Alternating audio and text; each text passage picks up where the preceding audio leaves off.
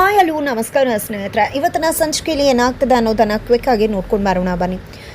ಇಲ್ಲಿ ಶಕ್ತಿ ಪ್ರಸಾದ್ ಮನೆಗೆ ಬರ್ತಾರೆ. ತನ್ನ ತಂಗಿ ಗಾಯತ್ರಿ ದೇವಿ ಬದುಕಿದಾಳೆ ಜಿ.ಪಿ. ಎಷ್ಟು ಖುಷಿ ಆಗ್ತದೆ ಗೊತ್ತಾ, ಇಷ್ಟು ದಿನ ಎಲ್ಲದಮ್ಮ ಅಂತ ಹೇಳ್ತಾರೆ. ಇದಕ್ಕೆಲ್ಲ ನೀನೇ ಕಾರಣ, ನಿನ್ನಿಂದಾನೇ ಇವತ್ತು ನಾನು ಈ ಪರಿಸ್ಥಿತಿಯಲ್ಲಿರೋದು. ಜಿ.ಪಿ. ನಿನ್ನ ಫ್ರೆಂಡ್ ಅನ್ನೋ ಮಾತ್ರಕ್ಕೆ ಅವನನ್ನು ನನಗೆ ಮದುವೆ ಮಾಡಿದೆ. ಇವತ್ತು ಅವನಿಂದ ನಾನು ಎಷ್ಟೆಲ್ಲ ಕಷ್ಟಪಡ್ತಿದ್ದೀನಿ, ಇದಕ್ಕೆಲ್ಲ ನೀನೇ ಕಾರಣ ಅಂತ ಅಣ್ಣನ ಮೇಲೆ ಗೂಬೆ ಕೂರಿಸ್ತಿದ್ದಾರೆ ಗಾಯತ್ರಿ ದೇವಿ. ಇಲ್ಲಿ ಶಕ್ತಿ ಪ್ರಸಾದ್ ಏನು ಮಾತಾಡ್ತಿದ್ಯಾ, ಜಿ.ಪಿ. ನನ್ನ ಹತ್ರ ಏನೂ ಹೇಳೇ ಇಲ್ಲ, ನನ್ನಿಂದ ಈ ವಿಷಯ ಮುಚ್ಚಿಟ್ಟಿದ್ದಾನೆ ಅಂತ ಶಕ್ತಿ ಹೇಳ್ತಾರೆ. ಎತ್ತ ಕಡೆ ಅರ್ಜುನ್ನ ದಯವಿಟ್ಟು ಅವರನ್ನು ನಿಮ್ಮ ಮನೆಗೆ ಕರ್ಕೊಂಡು ಹೋಗ್ಬಿಡಿ ಅಂತಾರೆ. ಈ ಕಡೆ ಗಾಯತ್ರಿ ದೇವಿ ಬಾ ನಮ್ಮ ಮನೆಗೆ ಹೋಗೋಣ ಅಂತ ಶಕ್ತಿ ಹೇಳಿದ್ದಕ್ಕೆ ಮೊದಲು ಕರ್ಕೊಂಡು ಹೋಗಿ ಒಳ್ಳೇದು ಮಾಡಿ ಮನೇಲಿ ನೆಮ್ಮದಿ ಇರಲಿ ಅಂತ ಅರ್ಜುನ್ ಹೇಳಿದಾಗ ಎಷ್ಟು ಸತ್ಯಗಳು ಇದೇ ರೀತಿ ಮುಚ್ಚಿಟ್ಟಿದ್ರಲ್ಲ ಮಾವ, ಹೇಳ್ಬಿಡಿ ಎಲ್ಲ ಸತ್ಯನೂ ಕೂಡ ಅಂತ ಭಾರ್ಗವಿ ಹೇಳಿದಾಗ ಇಲ್ಲಿ ಶಕ್ತಿ ಪ್ರಸಾದ್ ಅವರ ತಂಗಿ ಗಾಯತ್ರಿ ದೇವಿ ಅನ್ನೋ ವಿಷಯವನ್ನ ಮುಚ್ಚಿಟ್ಟಿರ್ಬೋದು ಅಪ್ಪ. ಅದಕ್ಕೂ ಕೂಡ ಕಾರಣ ಏನೋ ಇರಬಹುದು, ಮುಗ್ದೋಗಿರೋ ವಿಷಯ ಯಾಕೆ ಹೇಳೋದು ಅಂತ, ಅದಕ್ಕೋಸ್ಕರ ಎಲ್ಲ ತಪ್ಪು ಮಾಡಿದ್ದಾರೆ ಅಂತ ಅಪ್ಪನ ಬಗ್ಗೆ ಹೇಳಿದ್ರೆ ನಾನು ಖಂಡಿತ ಸುಮ್ಮನೆ ಇರುವುದಿಲ್ಲ ಅಂತ ಅರ್ಜುನ್ ಭಾರ್ಗವಿಗೆ ಎಚ್ಚರಿಸ್ತಾರೆ.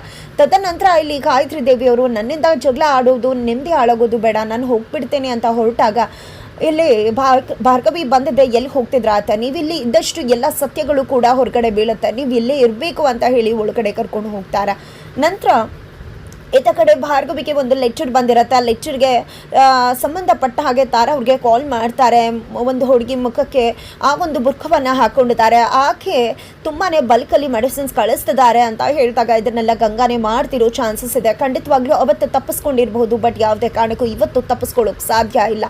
ಖಂಡಿತ ಲಂಗ್ಸ್ ಇನ್ಫೆಕ್ಷನ್ ಆಗಿದೆ ಅನ್ಸುತ್ತೆ, ಅದಕ್ಕೆ ಅಷ್ಟು ಮೆಡಿಸಿನನ್ನು ತೆಗೆದುಕೊಂಡು ಹೋಗ್ತಿದ್ದಾರೆ.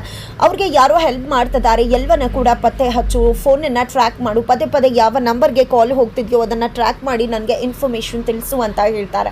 ಹಾಗಿದ್ರೆ ಆ ಒಂದು ಬುರ್ಕ ಹಾಕೊಂಡಿರೋ ಲೇಡಿ ಸಂಧ್ಯಾ ಆಗಿರೋ ಚಾನ್ಸಸ್ ಇದೆಯಾ ಅನ್ನೋದನ್ನು ಕೂಡ ತಳ್ಳಿ ಹಾಕು ಹಾಗಿಲ್ಲ. ಅದು ಜೊತೆಗೆ ಇಲ್ಲಿ ಗಂಗಾ ಗಾಯತ್ರಿ ದೇವಿ ಬೇರೆ ಬೇರೆ ಅಂತ ಹೇಳಿ ರಿವೆಲ್ ಆಗ್ತದೆ. ಗಂಗಾನೇ ಬೇರೆ, ಗಾಯತ್ರಿ ದೇವಿನೇ ಬೇರೆ. ಹಾಗಿದ್ರೆ ನಿಜಕ್ಕೂ ಗಂಗಾ ಯಾರು ಅಂತ ಅಂದ್ಕೊಂಡ್ರೆ ನಿರ್ಮಲಾ ಪಾಟೀಲೇ ಗಂಗಾ ಆಗಿರೋ ಸಾಧ್ಯತೆ ಹೈ ಇದೆ ಅಂತ ಹೇಳ್ಬೋದು. ಹಾಗಿದ್ರೆ ಏನಾಗುತ್ತೆ ಮುಂದೆ ತಿಳ್ಕೋಬೇಕು ಅಂದರೆ ಮುಂದಿನ ವೀಡಿಯೋಗೆ ವೇಟ್ ಮಾಡೋದನ್ನು